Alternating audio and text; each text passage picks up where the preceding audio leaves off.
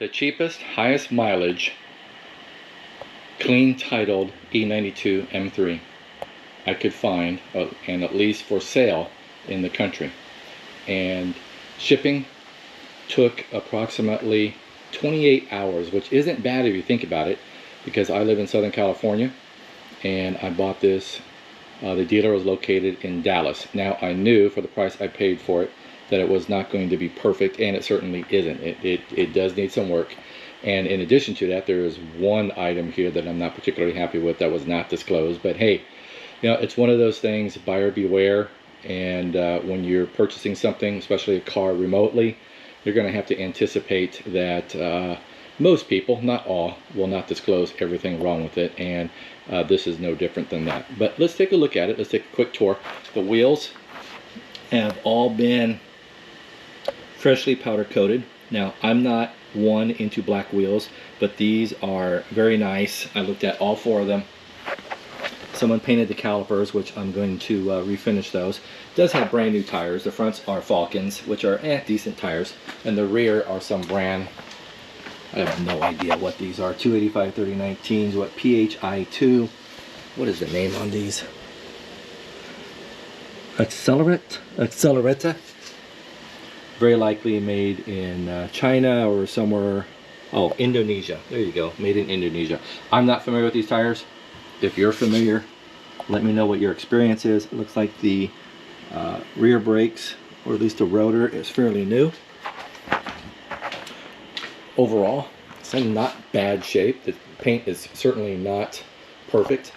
Have some separation, a gap there with the front bumper.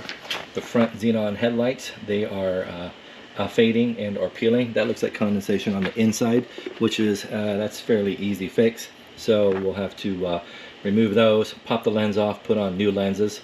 May even it looks like somebody may have already done that and painted the inside. I'll have to look into that a little bit more closely. The paint itself, you can see there's a huge chip there and a couple chips there. Those I can fix.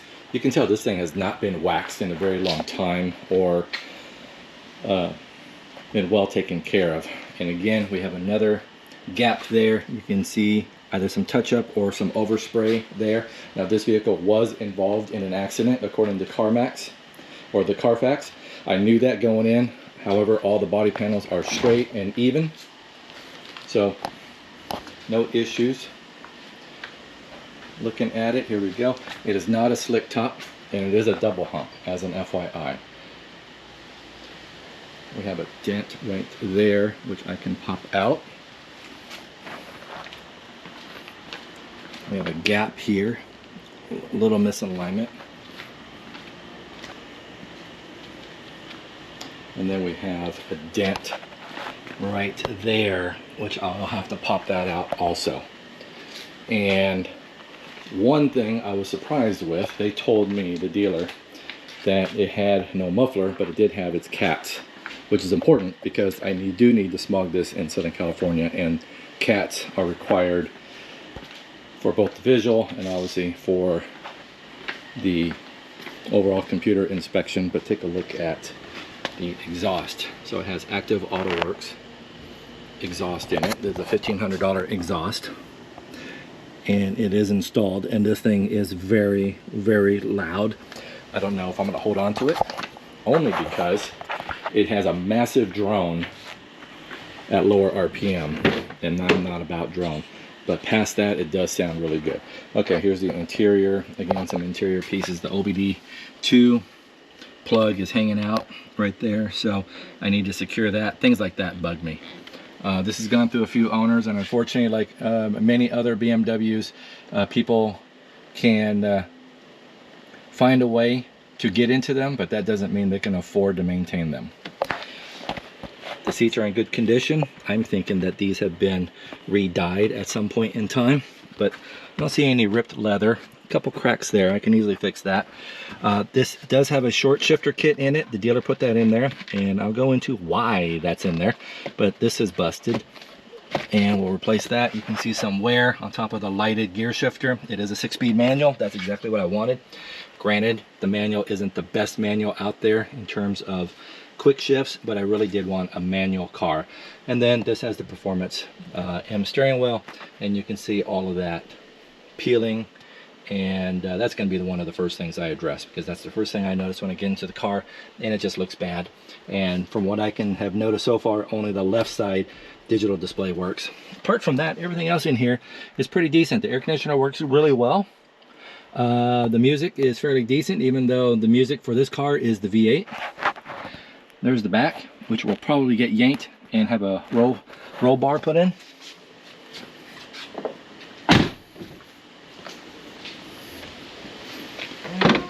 It does have comfort access, however, of course, on older BMWs, comfort access is not working. Not sure where that stain came from. This pops off. That looks like it held a spare, if this car came with a spare. No tools, but at least you can tell what tools you need and where they go. And not sure what was supposed to go underneath here, whether it's an inflator kit, and that's what it looks like. It doesn't look like this ever came with a spare, but it did come with an inflator kit that you see in a lot of these type of vehicles to save weight. Let's pop the hood and take a look at it. There's a quick walk around. The latch does work. That's always good news, because if you ever had a vehicle where the hood latch didn't work, boy, that could be a pain. All right, the hood struts are very strong, and there she is. 4.0 V8. Valve covers have been done.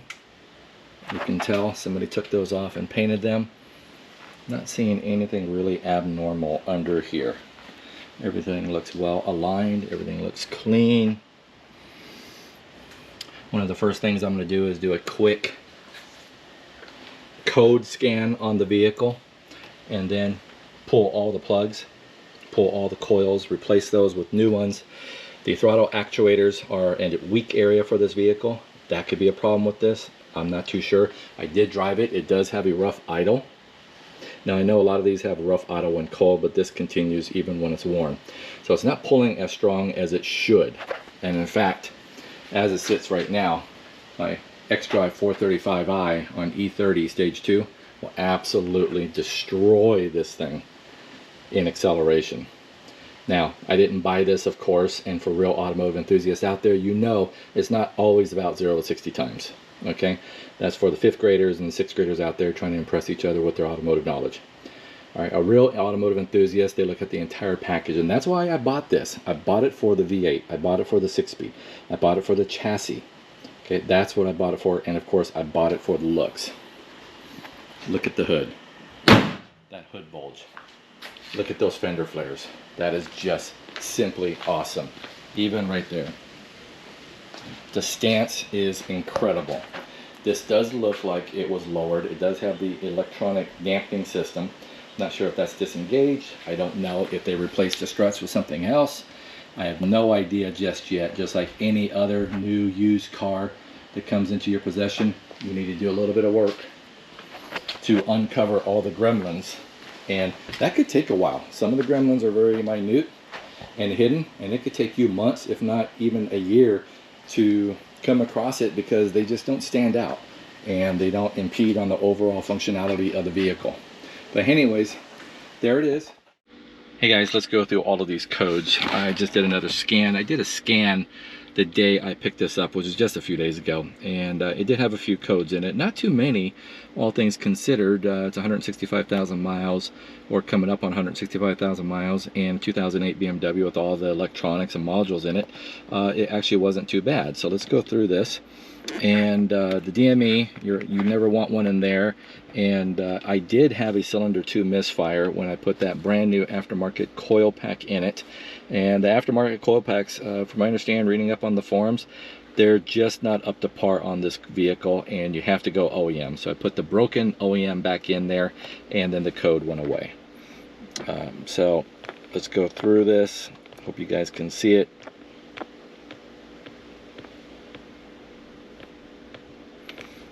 Yep, we have a fault right there. Driver's side footwell module. Okay.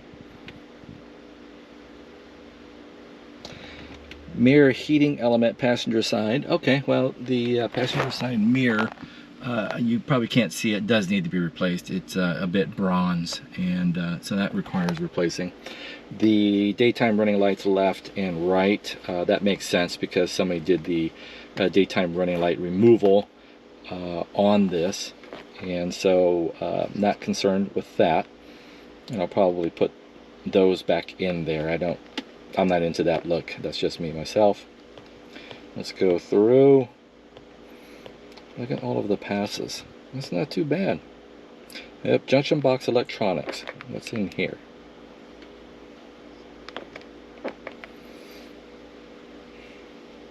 A6CF JBE AUC sensor. Not too sure what that is. I'm going to have to look that up. And that one came up before. I just haven't addressed it, and I don't recall what it was when I did look it up. So that one is a return code. All right, we'll have to look into that further. And was that it? Let's see. Junction box electronics 27, and that was it. That's pretty good. Yeah, if you think about it, guys, that's pretty good. Now, that doesn't take away from the fact that this vehicle does have some obvious issues. Mechanically, one of them being the second gear in the transmission, it's shot. The synchros are gone. It will work if I allow the revs to drop with the clutch pedal depressed, but that's really not how you drive. And then you slow down after first gear, and then you have people behind you getting really pissed off at you because your vehicle's, you know, you took off from the intersection, then you have to wait for it to slow down in order to engage second gear. That's just pure BS. The dealership did not mention anything about second gear going out whatsoever. I know they know it's an issue. I spoke to them about it. They said they replaced the fluid in it. They didn't tell me which fluid. I asked. They never called me back to tell me which fluid they put in there. And then in addition, they put the short shift kit in there, which does feel nice. It requires a little bit more effort like most of the short shift kits. However, they did that in hopes that it would help with new bushings with the second gear. And whether it helped or not, it's still bad. So it's going to need a new transmission. Not happy with that. I really doubt they're going to do anything to help me with a replacement transmission. I can put it in myself. That's not an issue. Point being is they misrepresented the vehicle. It does have a miss and hesitation off idle, and again, that wasn't something that they disclosed to me. They also told me they replaced 3 coil packs. I call bull on that because all the coil packs on there are old. They look like the original ones. They all have the same codes on it, and it looks like they have never been replaced. So again, for them to tell me they replaced 3 coil packs, call absolute BS on it, which is very unfortunate that there are those people out there that you just cannot rely on. And you know what they don't understand is they may get the sale this time, but they're not going to get the repeat sales, and they have to think about that. So, but all in all, this video is about the codes. I did have one additional code, and that was a fuel tank vent valve code that does go out in these vehicles. I've cleared it twice, and it hasn't come back, even though I did go ahead and order a brand new one off Amazon. It was only $55. Why not? It's easy to get to. So I figured I'd just go ahead and replace it. I took the panel off already, and even though it hasn't come back, I'm sure at some point in time when I least expect it, it will. You know how that works out. Anyhow, guys, those are all the codes I have right now for this 2008 BMW M3 with 165,000 miles, and what we're going to be doing is getting all of those things sorted out. Have a great day. Thanks.